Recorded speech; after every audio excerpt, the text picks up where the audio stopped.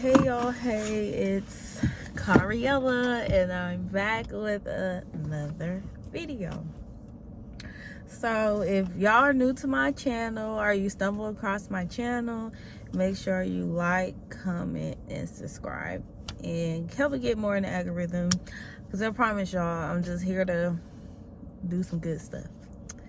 So I've been complaining about how I've been sleeping so much, but that nap got my skin glowing or something. Like, that's crazy. Trying to keep up with the time because I actually got a dash. So y'all, I be door dashing and stuff sometimes when the other stuff I do is kind of slow.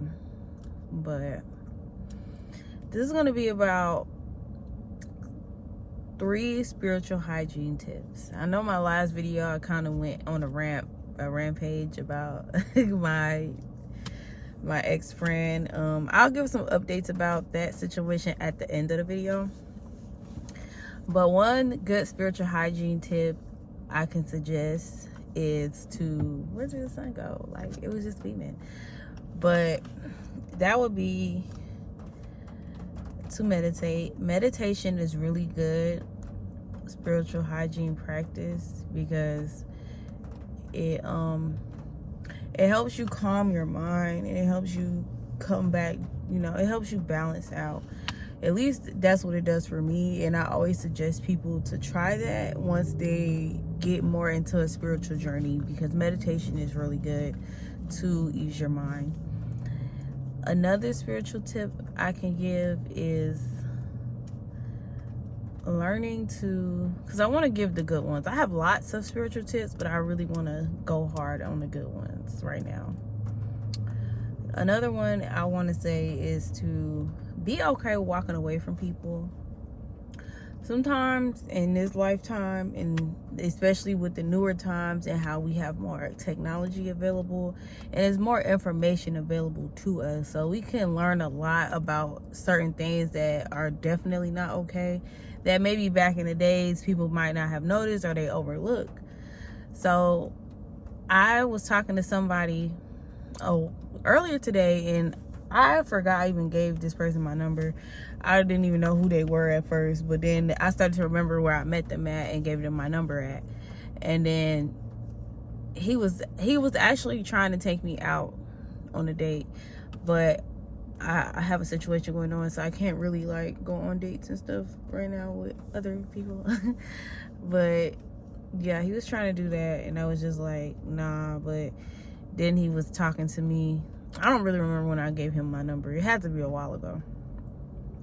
But then he was talking to me about a friendship he had and how he felt like him and his friend got into a big blowout fight. And I was just like telling him that we have to be okay with endings. In this lifetime, it's billions of people on earth. It's billions of connections we can make. You have to be content with certain connections ending, certain jobs ending, certain things just maybe ending in your life, because you never know what God has planned for you. I'm working on looking at the camera because I be looking everywhere else. But you never know what God has planned for you, and you can't spend your life stuck in a certain frame and stuck in a certain movie.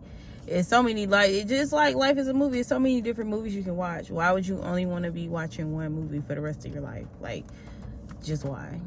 I don't think that makes a lot of sense, but a lot of times it comes with comfortability. You have to be comfortable with being uncomfortable, because once you hit a certain level of realization, you will never be comfortable again around certain behaviors that are unacceptable. So, all right, y'all. I'm gonna have to pause this one. I'm gonna come right back after I finish this dash. Hey y'all, hey, it's Cariella. This is part 2 to my video. I forgot to finish it yesterday, so I'm finishing it today. And this is actually the day before, actually a couple minutes before, like an hour before the eclipse supposed to start. So, well, the eclipse day, us spiritual people, we're like, woo, we're going going crazy, like, oh Lord. And I'm kind of excited, but I'm definitely going to keep my glasses on because I need to be mindful of my surroundings, just because it's nighttime and it's late and I'm just a girl.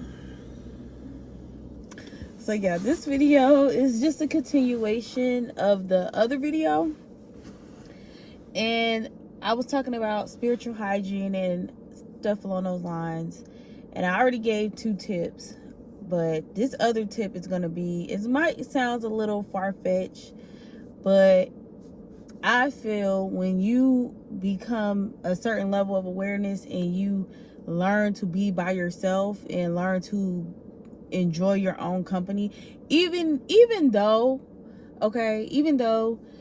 you may enjoy your own company, sometimes you still go through that phase where you feel needy, or you feel like you just want somebody else around you. You know, you want to talk, you want to have your ace boom coon, your day one, you want to talk to somebody. Because I was kind of going through that today, where I felt like I really wanted to communicate with the people that's somewhat in my circle. But I realized that maybe isolation is what I actually need, because I keep wanting energy from people who don't have much energy to give, or they don't have positive energy. So once I talk to them, it's not like I fulfill my cup or I fulfilled anything about myself. It's more so I am going through a shift, and now I want to talk and I want to be more talkative. But maybe right now this is not the time, sis, to be talking to people and to be keeping up with people, or even associating with your friends. Because, well, the little bit of association you do have, because a lot of those people, I feel, are flawed. And we are all flawed. We're not perfect. None of us are. But I feel those are people that I met at chapters in my life where I was not the best person. I was not the best version of myself. I wasn't who I am today. So when I associate with these people, sometimes they try to trigger me to go backwards and to go into an old energy that I saw somebody moving around. So I say, gotta keep my head on the swivel right now. But yeah, an old version of me that's outdated. That version of me no longer exists. So why would I keep telling y'all about my goals and aspirations? Because it was at a time in my life that even though I wasn't as evolved as I am now, I still talked about positive life changes. I still talked about my goals and aspirations and the changes I want to make in my life. So now that these people are seeing that I'm making these goals, I'm doing these aspirations, I'm making changes, I'm getting some positive, life is changing for me, it creates a weird energy around that friendship, because you watch me go from point A to point B, and now I'm at point B, and I'm like, well, now I'm kind of like F or something. Like I'm kind of deep in it. I done made a lot of changes, and these people will try to reattach my past to my current personality, and that doesn't mesh, because you can tell me like, oh, you used to do this, I remember when we used to do this, I remember when we used to do that, and I'm just like, yeah, I remember, but what that has to do with me now? That doesn't correlate with me as a 28-year-old woman now. That was some 18, 17, 20-year-old shit. So these people don't really know how to relate to me at this point in my life. I'm not saying, sometimes cutting people off is very, very much necessary. But I always feel like when I'm going through a shift, like I'm going through right now, I don't want the extra evil eye and negative attacks. Like instead of me being so, well, you did this, and this, and we don't correlate and we don't align, just let y'all naturally fall apart. You're forcing a connection to come together because you're used to this person, you're used to this cycle, you're used to this energy. When you allow the universe to do its job and the connection falls apart, don't pick it up. Don't try to save it. Don't try to be like, no, I need this person in my life, because we always feel like we do, but we really truly don't. isolation right now during this full moon, well, this eclipse that's coming in about an hour on the 21st of September is important, because you need to be by yourself. You need to see life from your own perspective and not a clouded judgment. And then that's when I realized that, well, now I'm about to bring in about the last video when I kind of spazzed out about my friend. And I'm so sorry, y'all, for that profanity I was using. I was going hard, but I just felt so tried, and I was so offended by that, because I don't even allow myself to be in those types of situations anymore. I just was like, wow, like, not is coming from you. Like, bro, we've been friends for 10 years, 11 years. We have 11 years of friendship on and off, because he'll get in relationships and he'll have to, like, you know, some women don't like that best friend thing.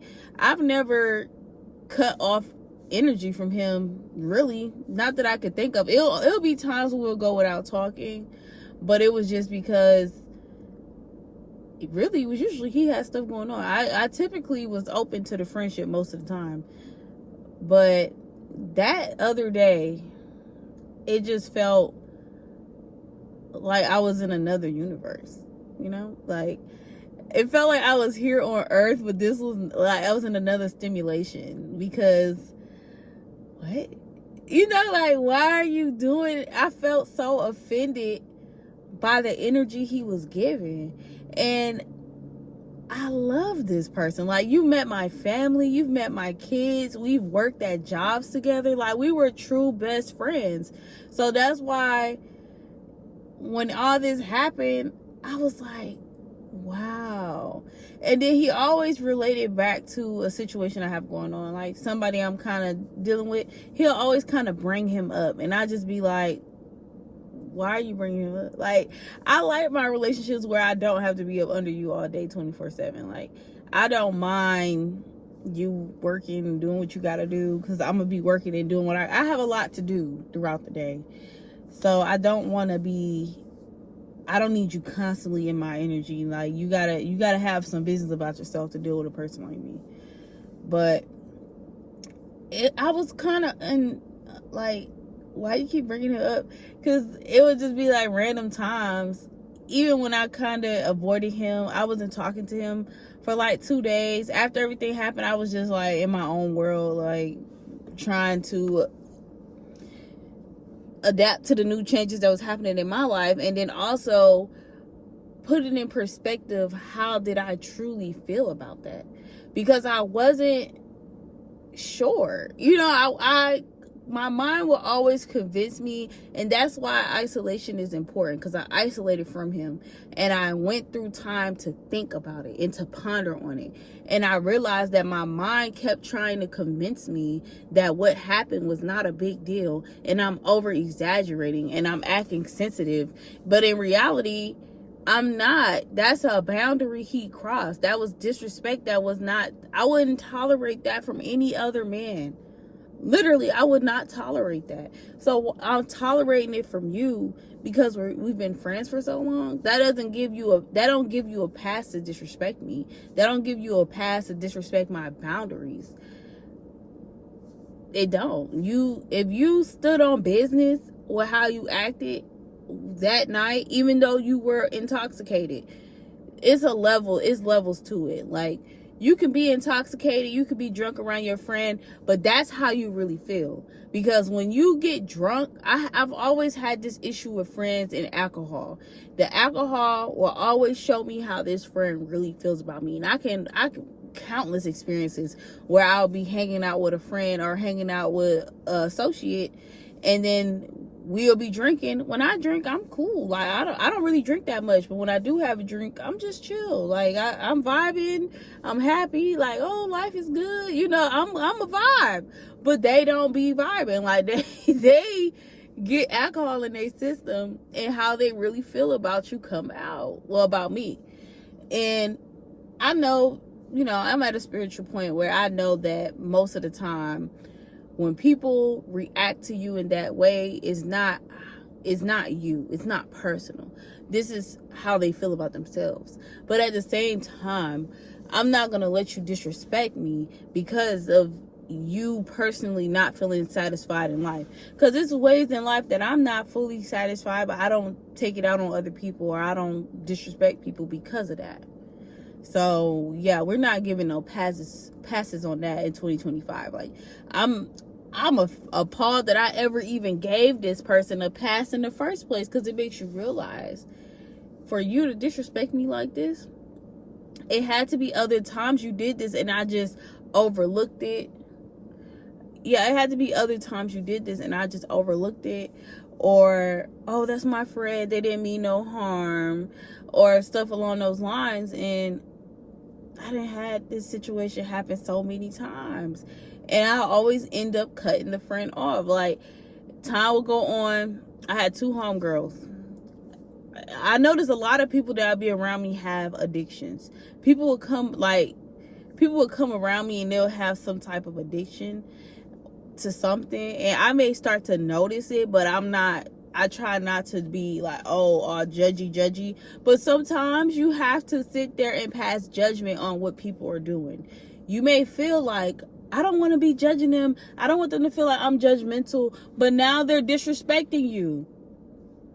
So maybe you need to at least acknowledge in your mind that what they are doing is not okay. You have an addiction, you need to go hang with people that's on that wave, because I'm not having those types of problems. Like, I'm not saying I never had an addiction to anything, because I did. I'm not saying that, yeah, I'm a perfect person and I'm whatever. I'm not saying none of that. What I'm saying is, at this stage in my life, I've outgrown that behavior. I've outgrown needing to smoke marijuana. I've outgrown needing to drink alcohol to have a good time. I've outgrown all that. I enjoy life for what life has to offer. I enjoy life every day. Some days it may not be the best day for me, but for the most part, I enjoy life. These 3 friends, my current best friend that I'm in a mix of detaching from, and the other 2 best friends, because these were the people that was very close to me, they all did the same thing.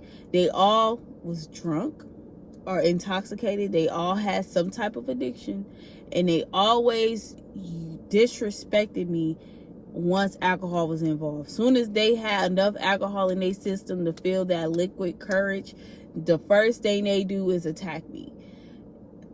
My one homegirl, before I had my daughter, we used to hang out all the time, and we'll be drinking, we'll be having a good time. It was one night she went too far. Like, she'll always get drunk, we'll always drink, because I'll drink, but I'll typically not get that drunk. I think I just have a fast metabolism, so even once I reach a peak of drunkenness, I don't stay that drunk for long. Like, I'll be drunk and then I'll sober up like really fast. That's why I don't really typically drink that much, because my body, so it just metabolizes things like that fast. So we were out, and I'll never forget this day. This was after I had my daughter, and I didn't have a lot of responsibilities beside my daughter at that time. I didn't have a car, I didn't have bills really. I just was just living. And we was walking down the street, and she was real drunk, and I remember, because she was so drunk, and I was trying to keep her together, trying to make sure she's good. And I had like this green weave in. I had like a green wig on, and I felt so cute, because this was after I had my daughter, and I just was kind of I was kind of postpartum. I wasn't going through depression. I feel like before I had my daughter, I was always depressed, but after I had her, I fought hard to not go through postpartum, because I didn't want to, because I felt like if I let myself get that far gone, it probably would be hard to bounce back. And she was like, oh yeah, you need to get your you need to listen. She said something along the lines like, oh, your baby dad, he needs to get your daughter, and this is not. She was saying something about my daughter, and I was just looking like, bitch, is you cool? Because I'm just like, why are you even bringing her up, and we're out drinking, having a good time, but you're literally trying to attack me for becoming a mother. because it was just like, oh, you need to be I think she said something along the lines like, oh, you need to be at home with your child and this and that, and just kind of coming at me. But my daughter, I usually would have my daughter every day. I literally had my daughter while we was over there. Before we went out, her dad had picked her up, and she literally had just left right before we went out. My friend got super drunk within that time and just started attacking me becoming a mother. And she knows a lot of personal things I went through in that time in my life with pregnancy, from when I was young to then. So it was just kind of like to attack me becoming a mother, and I always would convince myself I wasn't good enough to be a mother, or I just didn't have the time. I just didn't really want to do that prior to me actually becoming a mother.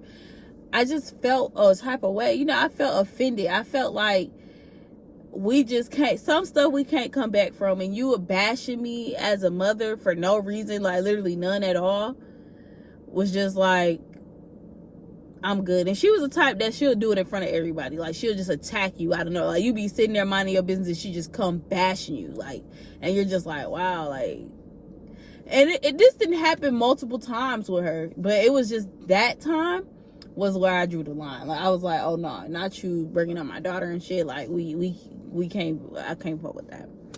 So I end up leaving her house, and I mean, it just showed so much jealousy. She even did that at the baby shower, where she was just so like, oh, da-da-da. Like, she was just showing jealousy about me becoming a mother. After all these years of me taking this joy from myself and all the pain behind motherhood that I experienced up until that point, all them depressed nights from other decisions I made around motherhood. So I was just kind of like, girl, bitches, you cool? Like, that's all I could think. Like, bitches, you cool? So I ended up leaving, and then I think I made a post, because this is back when I was still young and paid. So I made like a post on Instagram about like, oh, bitches don't gotta worry about hanging out with me, da-da-da. Like, I'm cool on motherfuckers. And, oh, my daughter, like, you wanna come at me about being a mom, but you literally asking me to hang out. So I don't understand why you're attacking me when my daughter is good. Like, you don't even have to worry about her. Like, literally, food, clothes, shoes, she has everything. She's with her father. I literally just had her all day. Like, what are you talking about? And then she ended up blocking me on Instagram, and that friendship literally just ended right then and there. Like, it was we tried to talk about it and work it out. Like, it just ended, literally. And those be the friendships that you think they're so deep, but they're really shallow. Like, they're really surface based. You're only my friend based off of whatever the benefits of me being your friend is. So I had another homegirl, the one I stopped being cool with last year. She used to get drunk. Instead of her attacking me, she'll just be embarrassing. Like, she'll just do drunk, embarrassing shit. And then this friend, he was drunk, and he was putting his hands in my face. He was doing just things that's intolerable to me, especially coming from a man. Just that now I have a very low tolerance. But the crazy part is, it's not every time. It's always every time I reach a big milestone, that's when these friends would do these things. Like, I had just got my new car, and that's when he did what he did. And my other friend, I had just had my daughter. That's when she did what she did. My second, the middle homegirl, she just always act like that, because I feel like she was jealous of me and has like a weird obsession, because she'll always come back around trying to be my friend when I have cut her off so many times. But I feel like all these friends have something similar in common, and they're very shallow, and they don't really value you as a friend. They just look at you as an object, because they don't really know how to value or love themselves, so they don't value nothing else. It's not personal, it's spiritual. Just let it go. So yeah, isolation is key. And I guess I'll touch on what happened with the middle friend a little bit, because I keep telling y'all I'm gonna give y'all this story time, but I'm gonna just squeeze it in right here, because I'm not spending a lot of time talking about her, because I'm